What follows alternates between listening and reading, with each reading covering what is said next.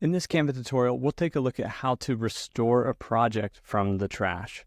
So when you delete something, it's still available for 30 days for you to restore. We can find the trash by going to the home page of Canva and then clicking on the menu and going to trash here about halfway down. And in here, you'll see anything you've deleted. That could be designs, images, or even videos.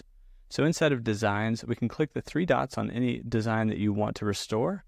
And here at the bottom, we can restore that design or that project. And so we click restore, and it's going to move it to our projects. And so we can click projects at the bottom here.